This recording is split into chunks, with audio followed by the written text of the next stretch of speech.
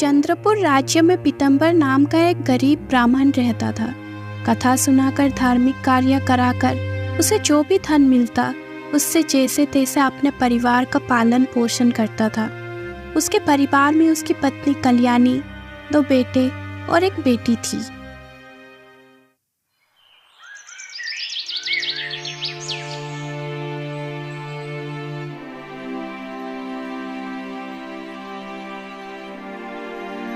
कल्याणी, बेटी सुकन्या का विवाह सर पर आ गया है। अरे घर में एक पैसा भी नहीं है। समझ नहीं आता कि ऐसी हालत में बेटी का ब्याह कैसे करूं। बेटी अमीर की हो या गरीब की, सबकी विवाह हो जाती है जी, तो फिक्र ना करो। हमारे महाराज निर्मल सेन बड़े ही दयालु है। विद्वानों का वो बड़ा ही आदर करते हैं। आप उनके पास जाकर सहायता क्यों नहीं मांगते? अरे नहीं कल्याणी, ये मुझसे नहीं होगा। मैं इस तरह भीख मांगने नहीं जाऊंगा। इसे आप भीख मांगना क्यों कहते हो जी? राजा का काम है देना और ब्राह्मण का काम है लेना। आप एक अच्छे काम के लिए मांगेंगे, इसमें संकोच की क्या बात है? हाँ ठीक है कल्याणी, तुम कहती हो तो मैं महाराज के पास जाऊंगा। परंतु महाराज के विचित्र आदत के बारे में तो तुम जानती ही हो। वो उसी की सहायता करते हैं जो उनके द्वारा ली गई बुद्धिमानी की परीक्षा में उत्तीर्ण हो जाता है। हाँ क्यों नहीं, ये तो सारा राज्य जानता है जी। हाँ, और यही तो दिक्कत है। महाराज मेरी भी परीक्षा लेंगे। यदि मैं असफल रहा तो मेरी बड़ी बेइज्जती हो जाएगी, सबके सामने वो भी। आप हार के विषय में क्यों सोचते हो जी? माँ सरस्वती से अपनी जीत की कामना करें और वहाँ पर जाइए। मुझे पूरा विश्वास है कि आप सफल होकर ही लौटेंगे। और मेरी मानिए तो अपने दोनों पुत्रों को भी साथ में ले जाइए, वे आपकी सहायता करेंगे। पत्नी की बात मानकर ब्राह्मण राजा के पास जाने के लिए राजी हो गया। वो अपने दोनों पुत्रों के साथ राजमहल की तरफ चला गया। वो मन में सोच रहा था, अरे आज तक मैंने किसी से भी एक पैसे की सहायता नहीं मांगी। आज मुझे किसी से मांगते हुए बड़ा ही विचित्र लग रहा है। और न जाने राजा मुझसे क्या पूछ ले। अगर मैं जवाब नहीं दे पाया तो?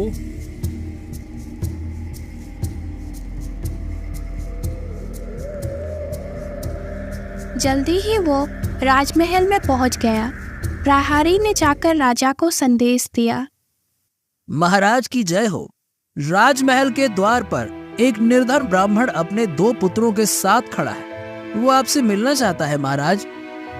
अच्छा ऐसी बात है, तो जाओ उस ब्राह्मण को भेज दो। ब्राह्मण अपने दोनों बेटों के साथ राजा के सामने उपस्थित हुआ और बोला, प्रणाम महाराज। जी ब्राह्मण देवता, कहिए और आज्ञा कीजिए कि मैं आपकी किस प्रकार सहायता कर सकता हूं। महाराज, मेरी पुत्री के विवाह की तिथि नजदीक आ गई है। घर में दरिद्रता का वास है, इसीलिए आपके पास सहायता मांगने आया हूं महाराज। ठीक है, सहायता करने के लिए हम तैयार हैं। आप ब्राह्मण देवता हैं, आपकी सहायता नहीं करेंगे तो भला किसकी करेंगे? पर इसके लिए आपको बुद्धि की परीक्षा उत्तीर्ण करनी होगी। जी बिल्कुल महाराज, इसके लिए मैं और मेरे पुत्र दोनों तैयार हैं। कहिए महाराज। ठीक है, आप बड़े हैं, इसीलिए सबसे पहले आपकी परीक्षा लेता हूं ब्राह्मण देवता। मैं तुम्हें अधूरी कहानी सुनाऊंगा जिसे तुमको सही ढंग से पूरा करना होगा। जी, आप कहानी सुनाए महाराज। तो सुनिए ब्राह्मण देवता। एक राजा था। एक दिन वो रात को अपने शयन कक्ष में लेटा हुआ था। तभी उसने अपने सेवकों को बुलाया और कहा, कुछ समय पहले दक्षिण दिशा की ओर से एक पक्षी की आवाज सुनाई दी थी। जाओ और जाकर पता लगाओ कि आखिरकार वो पक्षी है कौन। कौन था वो? जाओ। जो आज्ञा महाराज। सेवक महल से बाहर आया और दक्षिण दिशा की ओर चला गया। वो मन ही मन में सोच रहा था, महाराज भी बड़े ही अजीब हैं। इतनी रात को मैं कैसे पता लगाऊंगा कि आखिरकार उन्होंने कौन से पक्षी की आवाज सुनी थी? क्या ही बोलूं। तभी सेवक को किसी स्त्री की रोने की आवाज सुनाई दी। वो ये आवाज सुनकर आश्चर्य में पड़ गया। वो झाड़ियों के समीप पहुंचा जहां से वो आवाज आ रही थी। तभी उसने देखा कि एक निहत्थे व्यक्ति को 3-4 आदमी मार रहे थे और वो स्त्री खड़ी हुए रो रही थी। अरे, ये लोग इस आदमी को मार क्यों रहे हैं? सेवक ने उस आदमी को बचाने के लिए बाकी तीनों लोगों को ललकार कर कहा, ठहरो दुष्टों, मैं तुम्हें अभी बताता हूँ। सेवक उन बाकी 3 लोगों से भिड़ गया और उनके एक साथी को मार डाला। अपने साथी की ये हालत देखकर बाकी लोग भाग खड़े हुए। हाँ भैया, हम परदेसी हैं, कहीं ठहरने के लिए जगह ढूंढ रहे थे, तभी इन लुटेरों ने हम पर हमला कर दिया। अगर तुम ना आते तो ये लोग तो हमें मार ही डालते। धन्यवाद भैया, धन्यवाद। हमारी सहायता करो भैया। हाँ ठीक है, चिंता मत करो बहन, ईश्वर जो भी करता है ठीक ही करता है। मैं किसी और काम से निकला था, लेकिन खैर चलो आओ, मैं तुम्हें किसी सुरक्षित स्थान पर पहुंचा देता हूँ, चलो। फिर सेवक उन दोनों को एक धर्मशाला में ले गया और वहां उनके रहने का उचित प्रबंध कर दिया। जब वो सेवक वापस महल में पहुंचा तो राजा ने पूछा, कुछ पता लगा कौन सा पक्षी था वो? अब नहीं महाराज, क्षमा कीजिए। महल से निकलते ही मुझे एक स्त्री की रोने की आवाज सुनाई दी। इसके बाद सैनिक ने सारी बात राजा को बता दी। सारी बात सुनकर राजा को क्रोध आ गया और उसने कहा, तुम्हें जिस काम के लिए भेजा था वो पूरा करके नहीं आए और दूसरे काम में लग गए, इसीलिए हम तुम्हें कारागार में डालते हैं, ले जाओ इसे।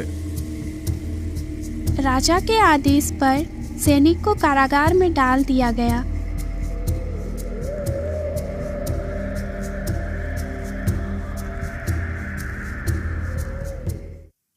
उससे अगली रात को राजा को फिर से उसी पक्षी की आवाज सुनाई दी। आज राजा स्वयं उस पक्षी के खोज में निकल पड़ा। वो उस दिशा में अभी कुछ ही दूर गया था कि तभी उसे झाड़ियों में कुछ लोग दिखाई दिए। उस झाड़ी के पीछे कुछ लोगों का गृह प्रतीत हो रहा है। वो कुछ नजदीक और गया और उन लोगों की बातें सुनने लगा। वहां पर 2 आदमी मौजूद थे। उनमें से एक ने कहा, जैसे भी हो भाई, हमें महल के गुप्त ठिकानों का पता लगाना है ताकि विजयनगर के राजा को बताकर उनसे उचित इनाम प्राप्त कर सकें।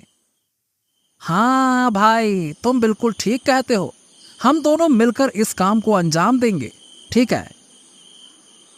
उन दोनों की बातें सुनकर राजा को ये समझते हुए देर न लगी कि वे दोनों शत्रु देश विजयनगर के जासूस थे।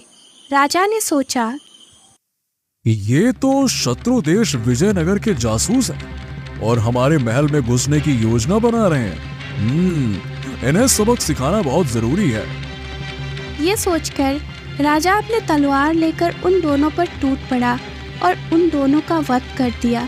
इसके बाद राजा अपने महल में गया और उसने उसी वक्त अपने सेवक को कारागार से बाहर निकाला और कहा, हम तुम्हें मुक्त करते हैं सेवक।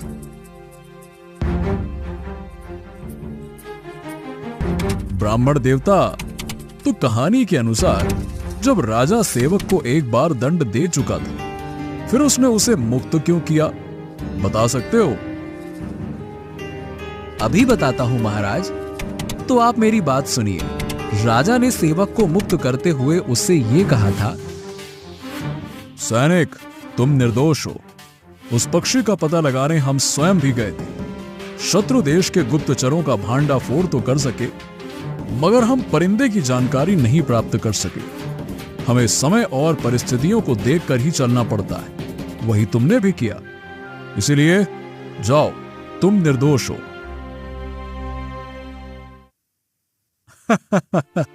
बिल्कुल सही उत्तर ब्राह्मण देवता, आप परीक्षा में सफल हुए। बेटा विजय, अब मैं तुम्हारी भी परीक्षा लेना चाहता हूँ। क्या तुम तैयार हो? हाँ महाराज, मैं तैयार हूँ। आप मेरी परीक्षा ले लीजिए। तो सुनो, खेड़ा गांव का मुखिया हरसुख बहुत ही बुद्धिमान था।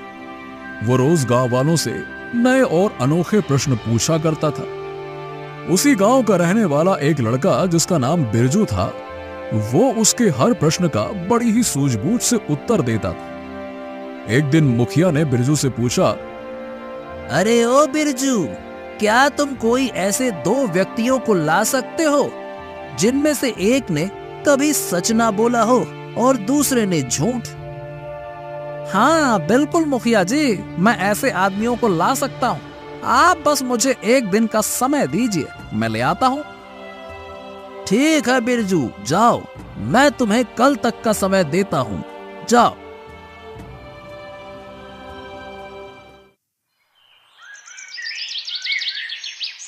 अगले दिन बिरजू मुखिया के सामने उपस्थित हुआ। ए बिरजू, क्या तुम उन लोगों को ले आए? जी मुखिया जी। लेकिन बिरजू, तुम्हारे साथ तो एक ही आदमी दिखाई दे रहा है, दूसरा कहाँ है? क्षमा कीजिए मुखिया जी, आपके प्रश्न के मुताबिक दोनों व्यक्तियों के गुण इस आदमी में ही मौजूद हैं। कहीं तुम पागल तो नहीं हो गए बिरजू?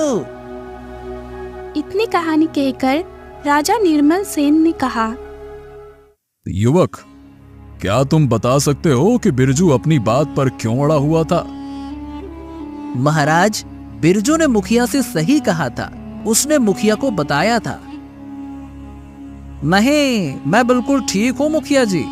इस आदमी ने आज तक ना तो झूठ बोला है और ना ही सच बोला है, क्योंकि ये जन्म से ही गूंगा है। वाह बिरजू वाह! तुम्हारे जवाब से मैं बहुत ही प्रसन्न हुआ।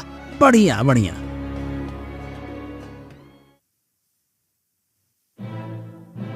युवक, जिस बुद्धिमानी से तुमने कहानी पूरी की है, उससे हम बहुत ही खुश हुए। हम तुम्हारी भी इच्छा जरूर पूरी करेंगे। अब राजा निर्मल सेन ने दूसरे पुत्र से पूछा, अब युवक, क्या तुम परीक्षा के लिए तैयार हो? जी महाराज, मैं बिल्कुल तैयार हूं। आप प्रश्न पूछिए। तो सुनो, मैं तुम्हें उस समय की कथा सुनाता हूं जब मानव सभ्यता का विकास नहीं हुआ था। मानव नए नए आविष्कारों से अपनी सुख समृद्धि में वृद्धि करता चला आ रहा था। उस काल में एक जुलाहा रहता था जिसका नाम था बीरम। बीरम के 2 पुत्र थे, सूरज और चंद्र। उसकी पत्नी का निधन हो चुका था, इसीलिए पुत्रों की देखभाल उसे ही करनी पड़ती थी।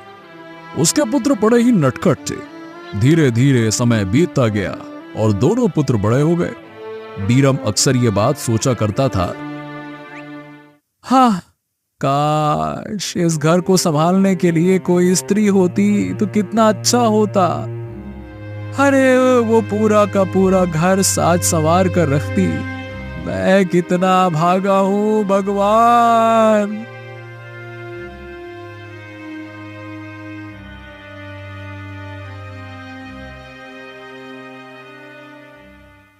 बीरम भाई, सुना है तुम्हारे पुत्र जो हैं वो विवाह योग्य हैं?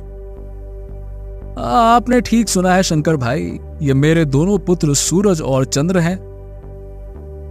बीरम भाई, फुलवा और चमेली नाम की मेरी विवाह योग्य 2 पुत्रियां हैं। मैं चाहता हूं कि आप उनका रिश्ता स्वीकार कर लें, हैं? हाँ, नेकी और पूछ-पूछ, मुझे रिश्ता स्वीकार है। इस तरह से बीरम के दोनों बेटों की शादी हो गई। दोनों नई बहुएं आई और उन्होंने अस्त व्यस्त पड़े हुए घर को पूरा साज संवार दिया। हाँ, मैं यही तो चाहता था कि मेरे घर को कोई साज संवार दे और उसे रहने लायक बनाए। हाँ, आज मेरे मन की सारी मुराद पूरी हो गई। इस प्रकार खुशियों से भरा हुआ 1 वर्ष बीत गया और दोनों पुत्र वधुओं ने अपने ससुर से कहा, पिताजी, हमें अपने माता पिता से मिले हुए पूरा 1 वर्ष बीत गया है। हम 1 महीने के लिए उनके पास जाना चाहते हैं। नहीं बहुओं, मैं तुम्हें कहीं नहीं जाने दूंगा। अरे तुम्हारे आने से ये घर बस गया, तुम चली जाओगी तो ये फिर से उजाड़ जाएगा। ये सुनकर दोनों बहुएं अबाक रह गई। कुछ दिन बीते तो दोनों बहुएं आपस में फिर से एक बार सलाह करने लगी। एक ने दूसरी से कहा, फुलवा बहन, हमें ससुर जी से पुनः माता पिता के पास जाने के लिए आज्ञा मांगनी चाहिए। कुछ दिन पहले हमने इजाजत मांगी तो थी, उन्होंने साफ मना कर दिया था। उनका ससुर उन दोनों की ये बातें सुन रहा था। उसने मन ही मन में सोचा, मुझे दोनों बहुओं को जाने से रोकना चाहिए। मैं उन्हें कुछ अद्भुत और असंभव उपहार लाने को कहूंगा। वो नहीं ला सकेंगे और फिर वो अपने माता पिता के पास नहीं जाएंगे। उसने दोनों बहुओं को बुलाया और बोला, तुम दोनों अपने मायके जा सकती हो। क्या सच पिताजी? हाँ हाँ हाँ, बिल्कुल जा सकती हो, परंतु मेरी एक शर्त है और वो ये है, फुलवा बहू, तुम्हें अपने मायके से कागज में आग और चमेली, तुम्हें कागज में हवा लानी होगी। अच्छा पिताजी। मायके जाने की खुशी के कारण दोनों बहुओं ने उपहार के विचित्रता और मुश्किल पर ध्यान ही ना दिया। एक बात और ध्यान रखना, अगर तुम दोनों ये उपहार ना लाई तो इस घर की ओर कभी रुख भी नहीं करना, फिर पलटकर देखना भी नहीं। जी पिताजी। दोनों बहुएं उसी दिन मायके चली गई और बीरम एक बार फिर से उदास रहने लगा। वो सोचता था, क्या ये बहुएं विचित्र उपहार ला सकेंगी? और यदि ना लाई तो वो घर में नहीं आएंगी और ये घर एक बार पुनः उजाड़ हो जाएगा। दोनों बहुएं मायके में पहुंची, जहां पर उनका बहुत स्वागत किया गया। मायके में 1 महीना कब बीत गया पता ही ना चला। तब फुलवा ने अपने माँ से कहा, माँ, हम ससुर जी से 1 महीने की अनुमति लेकर आए थे। अब हमारे वापस लौटने का समय हो गया है, परंतु एक समस्या है। मुझे तो ससुराल एक कागज में आग लेकर जानी है। माँ, ये क्या कह रही है तू भला? कोई कागज में आग ले जा सकता है? कागज जल नहीं जाएगा। अरे माँ, मुझे तो कागज में हवा लेकर जानी है। ये क्या अंत संत बक रही हो तुम दोनों? हम ठीक कह रहे हैं माँ। ये उपहार लेकर ही हम ससुराल में प्रवेश कर सकती है, अन्यथा नहीं। ओ, ऐसी बात है। उस समय तो हमने उपहार के विचित्र पर ध्यान ही नहीं दिया, पर अब महसूस हो रहा है कि बिना सोचे समझे हमें ससुर जी को हाँ नहीं कहनी चाहिए थी। तुम दोनों ने तो मुझे धर्म संकट में डाल दिया है। ऐसा कागज वाला कहाँ मिलेगा? कुछ भी करो माँ, पर हमारी समस्या का हल करो।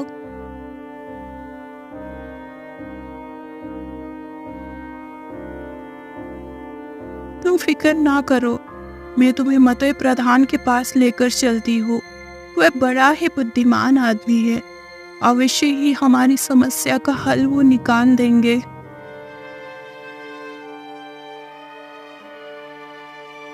वे सभी मतय प्रधान के पास पहुंचे। प्रधान जी, तुम बस्ती के सबसे बुद्धिमान व्यक्ति हो। मेरी बेटियों की समस्या तुम ही हल कर सकते हो। फिर दोनों बहुओं ने अपनी पूरी समस्या मतय प्रधान को बता दी। प्रधान ने ये सुनकर कहा, चिंता मत करो बेटिया, ऐसा कौन सा काम है जो इंसान चाहे और कर ना सके हैं? तो जल्दी से समस्याओं को हल कर दीजिए प्रधान जी, हम पर आपका यह बहुत ही उपकार होगा। तब महाराज निर्मल सेन ने कहानी को आगे कहते हुए पूछा, युवक, तो क्या तुम बता सकते हो कि मताई प्रधान ने समस्या का समाधान कैसे किया होगा? मताई प्रधान वाकई में बड़ा विद्वान था महाराज। अजीत ने आगे कहा। तो सुनिए महाराज, मताई प्रधान अपने घर के अंदर गया और कुछ ही देर में अपने हाथ में एक पंखा लेकर आया जो कागज की बनी हुई थी और बोला, लो चमेली, इस कागज के पंखे को ले लो, इसे डुलाने से हवा आएगी। इस प्रकार से कागज में तुम अपने ससुर के लिए हवा ले जा सकती हो। चमेली ने उसे डुला कर देखा। वो सोचने लगी, सचमुच इस कागज में तो बड़ी ही ठंडी हवा भरी हुई है। अभी तुम लोग यहीं पर रुको, मैं तुम्हारी दूसरी समस्या का भी हल बनाकर लाता हूँ। मताई प्रधान फिर से अपने घर के अंदर गया और अपने काम में जुट गया। जल्द ही वो फिर से वापस आया और बोला, लो बेटी, कागज के इन कंडील को ले लो, इसमें तुम आग को ले जा सकती हो, ले लो। सचमुच अब बड़े ही बुद्धिमान हैं। आपने हमारी समस्या चुटकियों में हल कर दी।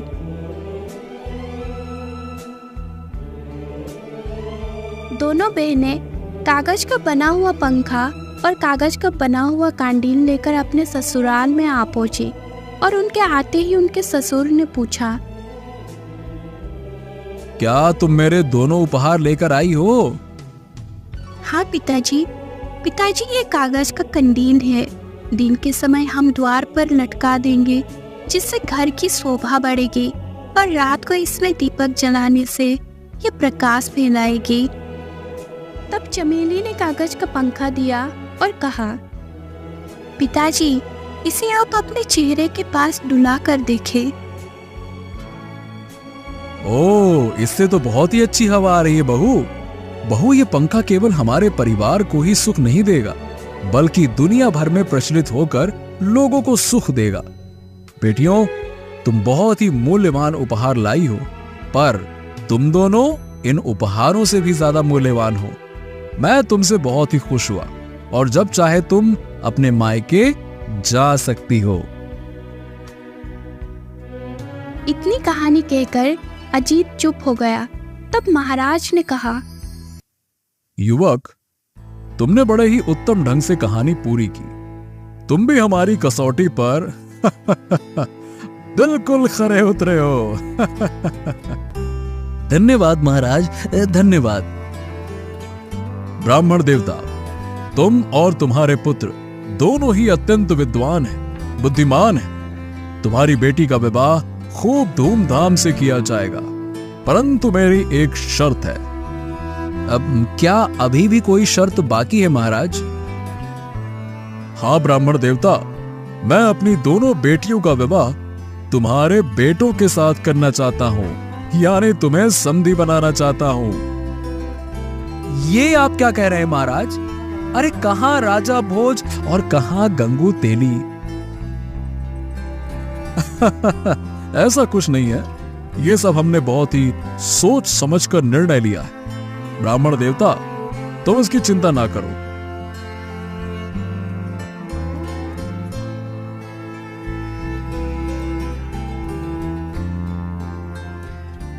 जब रानी को इस निर्णय के बारे में पता लगा, तब उसने महाराज से कहा, यह आपने क्या किया महाराज?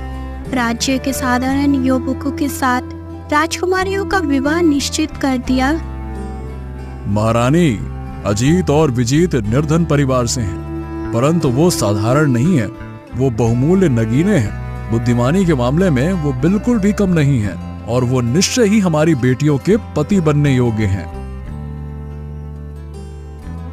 इसके बाद राजा निर्मल सेन ने पीतम्बर की बेटी सुकन्या का विवाह बड़े ही धूमधाम से राजमहल में ही करवाया और फिर अपने बेटियों का विवाह ब्राह्मण के दोनों बेटे अजीत और विजीत के साथ करवा दिया।